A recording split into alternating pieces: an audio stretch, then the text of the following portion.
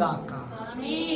యేసు క్రీస్తు ప్రభుల వారు ఆయన జన సమూహమును చూసినప్పుడు, ఆ గుంపును చూసినప్పుడు, ఆ తండోపతండాలను చూసినప్పుడు వారు ఎలా ఉన్నారంటే వారు కాపరి లేని గొర్రెల వలె ఉన్నారు.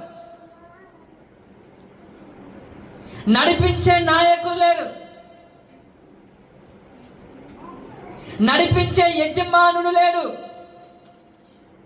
ఆ జన సమూహంను చూసి వారిలో వ్యాధిగ్రస్తులను, వారిలో రోగులను, వారిలో అపవిత్రాత్మ పట్టిన వారిని, వారిలో దయ్యములు పట్టిన వారిని, వారిలో రోగస్తులను అందరినీ కూడా వారిని చూసి, వారి ఇబ్బందులను చూసి, వారి బాధలను చూసి, వారి ఆటంకాలను చూసి, వారి ఇరుకులను చూసి వారి మీద కనికరము పొందాడు.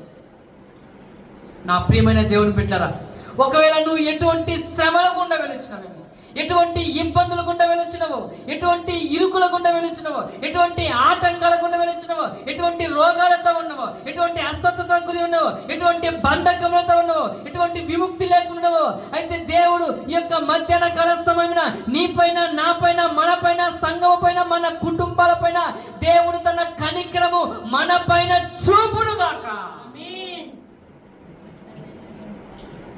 ఎప్పుడైతే యేసు క్రీస్తు